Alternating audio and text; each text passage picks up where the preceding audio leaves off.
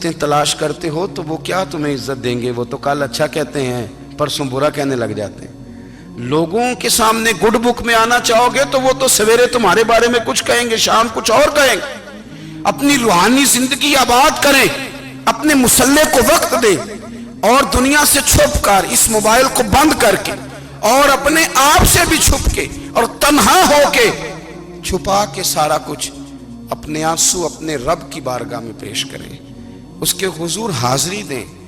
سنو نا ترمذی کی حدیث اور اسے یاد رکھنا، نبی پاک علیہ السلام نے فرمایا اپنے دکھ لوگوں کے سامنے نہ بیان کرنا، سیٹھوں نوابوں کو نہ بتاتے پھرنا، دنیا داروں کے سامنے جا کے نہ رونا کہ میں تکلیف میں ہوں۔ فرمایا اگر دنیا داروں کو دکھ بتاؤ گے رب تمہیں کبھی غنی نہیں کرے گا، اور لوگ ہیں کہ الٹا مذاق اڑائیں گے آپ کی، جس سے بڑی پکی یاری ہے نا، پکی، وہ تب تک پکی ہے جب تک آپ نے 50,000 مانگا نہیں، اور جس وقت آپ نے کہہ دیا کہ میں مجبور ہوں میری مدد کر تو پھر ختم ہو گئی دوستی۔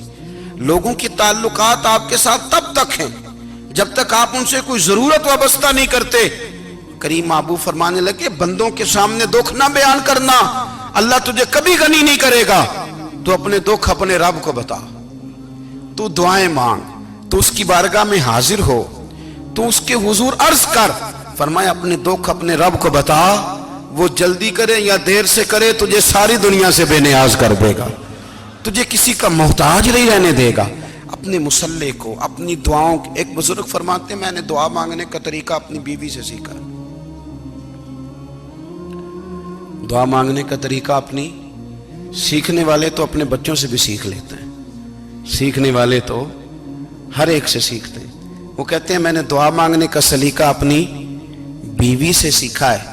حضرت وہ کس طرح؟ فرمانے لگے میری بیوی نے نا مجھے کوئی کام بتایا، کچھ پیسوں کی ضرورت کے لیے کہا، تو میں نے اسے کہا کہ بھئی ابھی میرے پاس نہیں ہے، کچھ دنوں میں آتے ہیں تو میں دے دوں گا۔ عورتوں کی عادت ہوتی ہے وہ بار بار یاد کراتی ہیں، 2-4 دنوں کے بعد پھر اس نے کہا حضرت وہ میں نے کہا تھا کچھ پیسے، میں نے اسے کہا کہ ابھی میرے پاس نہیں ہے، کچھ دنوں میں ملتے ہیں تو میں تمہیں دے دوں گا۔ اس نے کچھ دنوں کے بعد پھر کہا حضور وہ میں نے کچھ پیسے کہے تھے۔ فرماتے میں نے ڈانٹ دیا، میں نے کہا کہ کیا تو روز مجھے شرمندہ کرتی ہے، کہا نا میرے پاس نہیں ہے، ہوں گے تو دے دوں گا، تو روز یاد کراتی ہے۔ فرماتے ہیں اس نے پہلے تو میری ڈانٹ کو سہا، پھر میرے سخت جملوں نے اس کی آنکھوں میں آنسو پیدا کر دیے، پھر اس نے اپنے آنچل میں اپنے اس دکھ کو سمیٹا، اور پھر اس نے ایک جملہ کہا تو میں رو پڑا، اور مجھے اپنے رب سے مانگنے کا طریقہ آ گیا۔ مجھے کہنے لگی حضرت جی آپ نے ڈانٹ دیا میں نے سہ لیا، پر آپ ہی میرے شوہر ہیں، بتائیں نا آپ سے نہ کہوں تو میں کس سے جا کے کہوں۔ فرماتے ہیں میں رو پڑا اور میں کھل کے رویا اور میں تڑپ کے رویا، اور پھر میری سسکیاں بند گئیں، تو مجھے کہنے لگی آپ کو کیا ہوا؟ میں نے کہا مجھے بھی دعا مانگنی آ گئی ہے، جب میں اسے کہوں گا نا اللہ تو ہی میرا رب ہے، میں تجھ سے نہ کہوں تو میں کس سے جا کے کہوں؟ میں کیوں کسی بندے سے سوال کروں؟ میں کیوں کسی دنیا دار سے کہوں؟ میں تیرے بندوں کا، نیک بندوں کا وسیلہ لے کے، تیرے محبوب کی غلامی لے کے تیری بارگاہ میں آئیں، تجھ سے نہ مانگوں تو کس سے مانگوں؟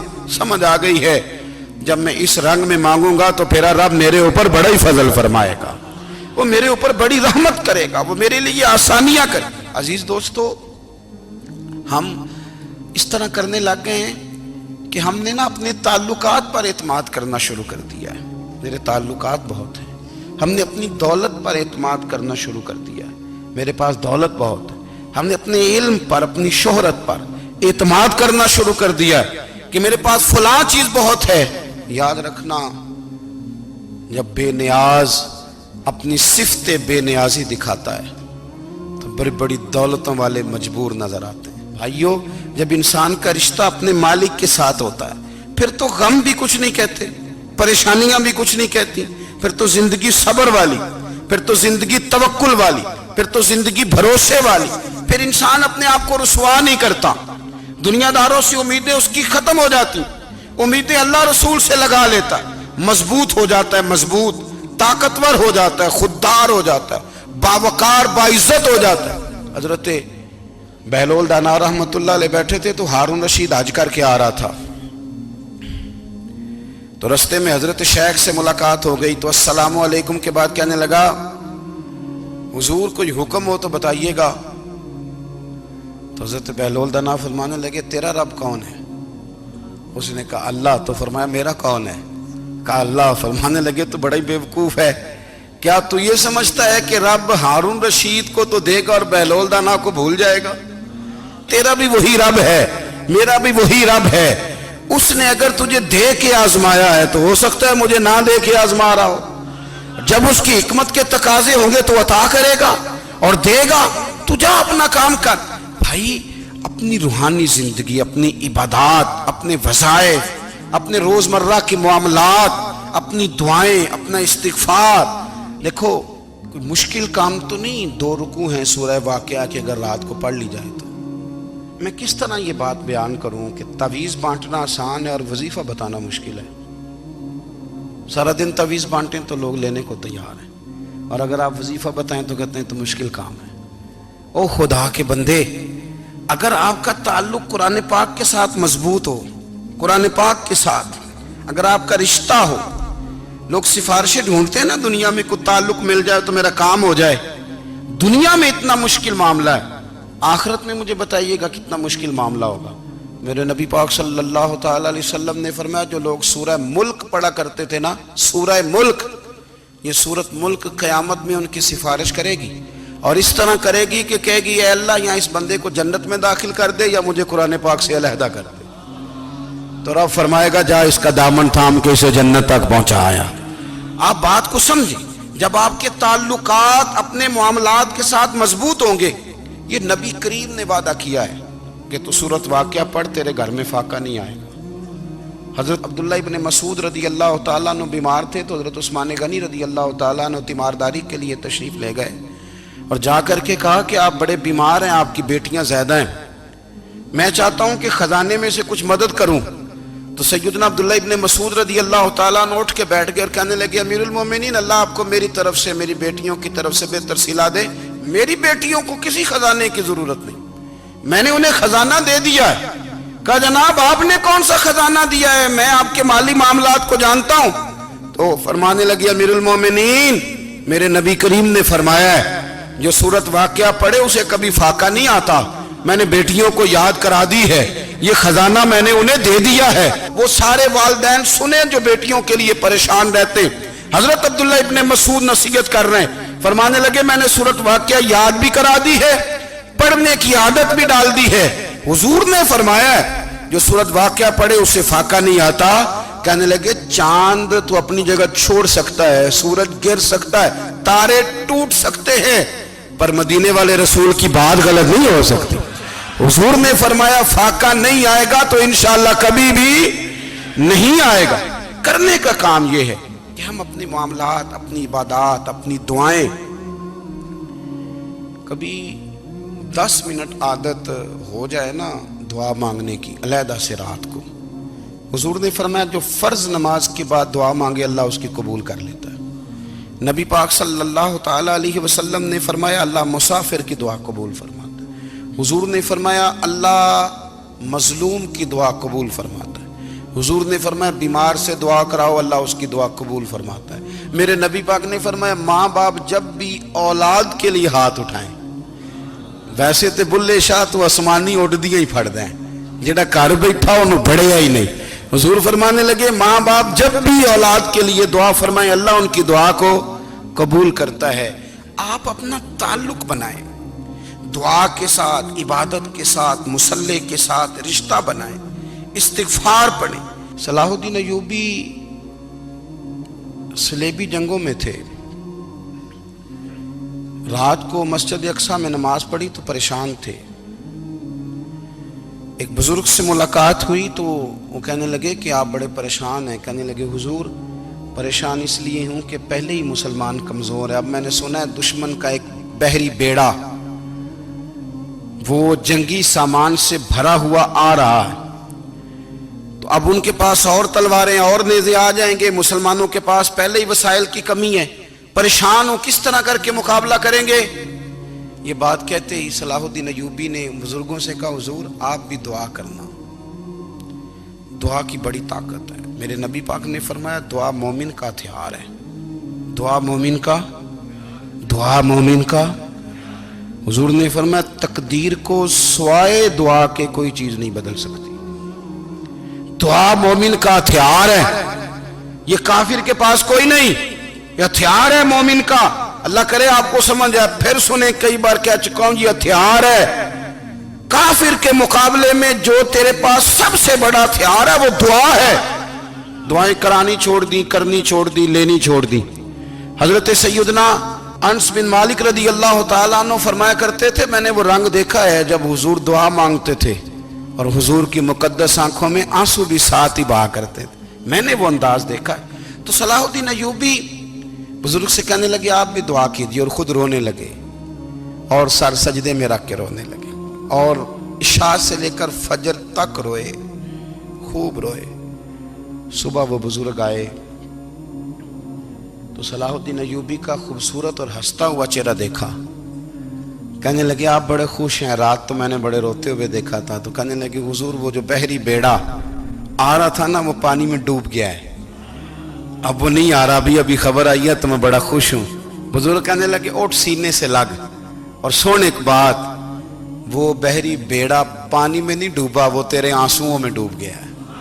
وہ جو تو رات رویا ہے نا رب کریم کی بارگاہ میں تو وہ ڈوب گیا ہے۔ حضرت عائشہ صدیقہ رضی اللہ تعالیٰ عنہ فرماتی ہیں ایک عورت تھی اور اسے نبی پاک صلی اللہ تعالیٰ علیہ وسلم نے نا وہ کلمہ پڑھ کے مسلمان ہوئی، مدینہ طیبہ آ گئی، تو حضور نے مسجد نبوی شریف میں اس کے لیے مکان، ایک سادہ سا کمرہ ساتھ مسجد کے بنوا دیا، وہیں رہنے لگی۔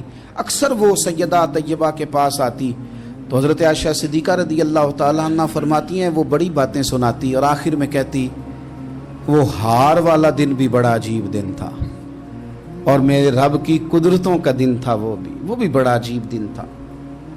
سیدہ عائشہ صدیقہ رضی اللہ تعالیٰ عنہ ایک دن فرمانے لگی کہ تو ہار والے دن کا بڑا ذکر کرتی ہے، وہ کیا دن تھا؟ تو خاتون کہنے لگی اماں جی وہ دن تھا جب میرے رب پر بھروسہ اور مضبوط ہو گیا، جس دن میرا اپنے رب پر توکل اور بڑھا، میرے ایمان میں یقین میں اور پختگی آئی۔ کہنے لگی میں ایک گھر کی کنیز تھی، نوکرانی تھی، اس گھر میں ایک بچی تھی جس کے پاس سونے چاندی ہیرے جواہرات کا ہار تھا۔ اس زمانے میں نا چمڑے کے اوپر لوگ ہیرے جواہرات لگاتے تھے، کئی دفعہ سرخ رنگ کے چمڑے پہ لگائے جاتے تھے، وہ بچی پہنتی تھی۔ تو کہتی ہوں بچی کے اس نے اتار کے رکھا یا اس سے گرا وہ ہار تو چیل اسے اٹھا کے لے گئی گوشت سمجھ کے، اور میرے سامنے اٹھا کے لے گئی۔ گھر والوں نے مجھ سے پوچھا، یہ بخاری میں موجود ہے، گھر والوں نے پوچھا مجھ سے کہ وہ ہار کہاں ہے، تو میں نے کہا چیل اٹھا کے لے گئی۔ گھر میں کچھ چوری ہو جائے تو سب سے پہلا الزام کس پہ لگتا ہے؟ ملازمین پہ۔ کہتے انہوں نے مجھے بڑا مارا، بڑی تکلیف تھی، حتیٰ کہ میری شرمگاہ تک کی تلاشی لی، میری عزت اتنی خراب کی میں بتا نہیں سکتی۔ میں نے اپنی زندگی میں ایک واقعہ دیکھا، ایک امیر گھر میں چوری ہو گئی، ملازم کو اتنا مارا کہ وہ چارپائی پہ پڑ گیا، پولیس والوں سے اتنی مار پروائی گئی کہ وہ بیچارہ چارپائی پہ پڑ گیا، اور پھر وہ اتنا بیمار ہوا اور کچھ دنوں کے بعد پتہ چل گیا کہ چور تو اپنا بیٹا ہے ان کا، پھر اس کا انتقال ہو گیا۔ اب وہ سیٹھ صاحب اور گھر والے آ کے نا مرنے والے کے کان میں معافیاں مانگ رہے ہیں، کان میں۔ تو میں نے ان سے پھر کہا تھا کہ یہ تو اب چلا گیا ہے، تمہارا زور چلتا تھا نا تو تم نے قانون خریدا اور تم نے اسے جتنا ہو سکا تم نے اسے مار پڑوائی، تمہارے پاس جو عدالتیں تھیں تم نے وہاں کارروائی کی، اب ایک عدالت قیامت کے دن لگے گی۔ یہ کمزور تھا نا، کچھ کر نہیں سکا۔ میرے نبی پاک صلی اللہ علیہ وسلم نے فرمایا سن لو، اگر سینگ والی بکری نے بغیر سینگ والی بکری کو تکلیف دی ہوگی نا تو قیامت کے دن اسے بھی بدلہ دینا پڑے گا کہ تیرے پاس سینگ تھے اور تو نے اسے مارا تھا۔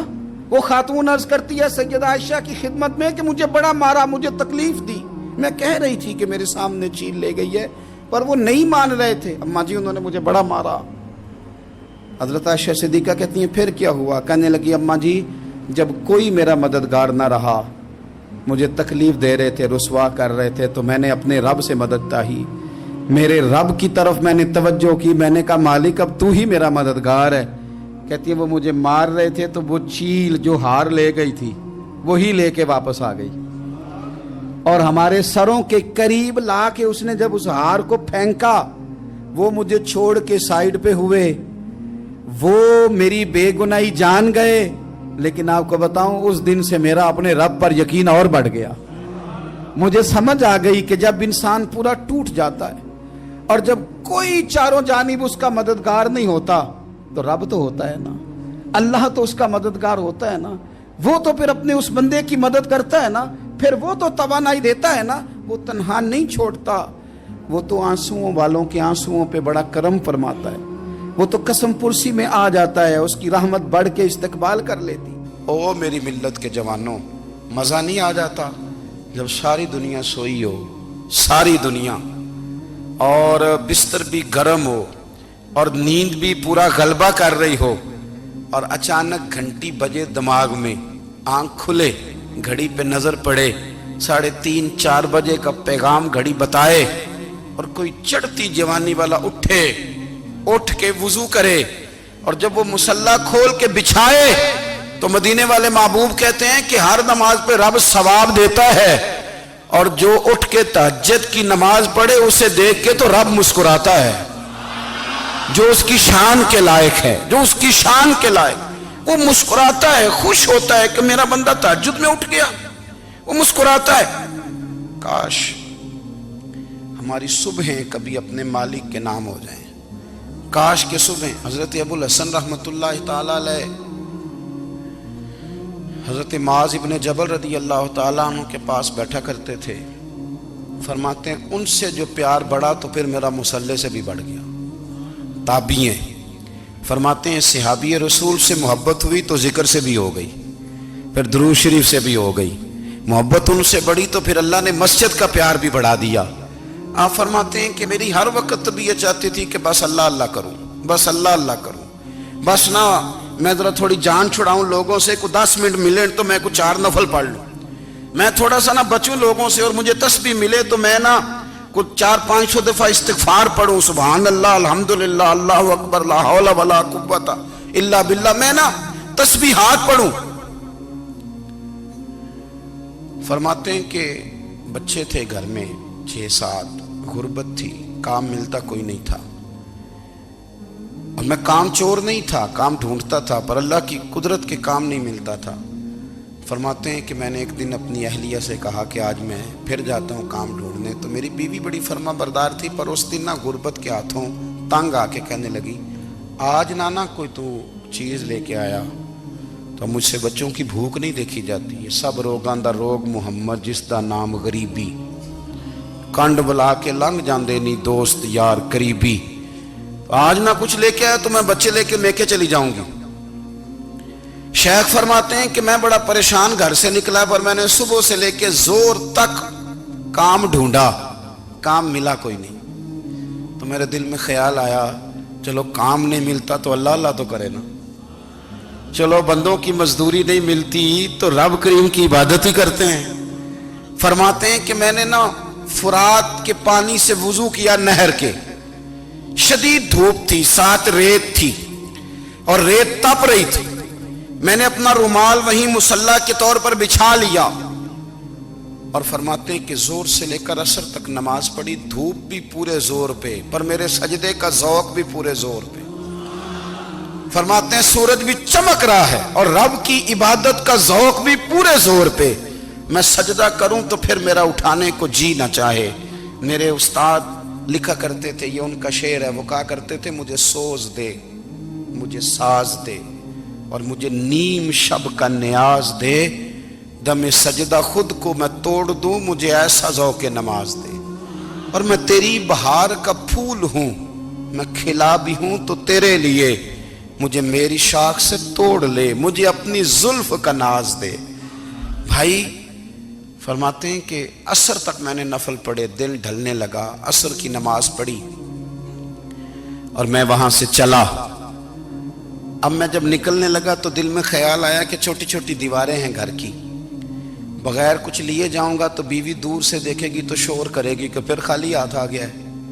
कहते मैंने अपने उसी रुमाल में जिस पे मैंने नमाज पढ़ी थी ना, रुमाल में की आखी दे पंजाबी च साफा, कहते हैं उसी में ना मैंने कुछ रेत भर ली कि वो दूर से देखेगी तो समझेगी कुछ लेके आया है, चलो जाके उसे बता दूंगा कि आज फिर मजदूरी नहीं मिली।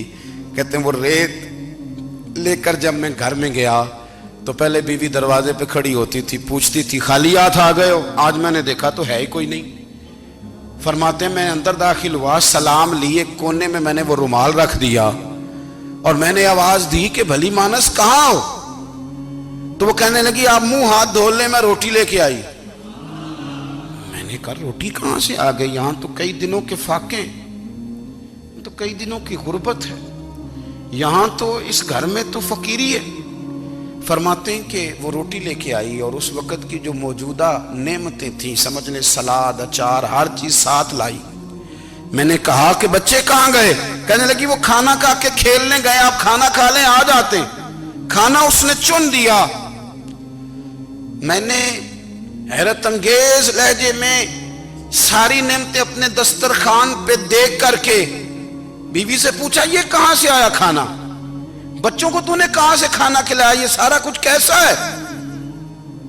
तो कहने लगी पता नहीं आज आप किस करीम की मजदूरी करने चले गए थे, पता नहीं किस करीम की, मेरे घर में तो इतनी नेमतें आई हैं कि मुझसे संभाली नहीं जा रही, इतना अनाज है, इतना गंदुम है, किस करीम के दरवाजे आज चले गए थे?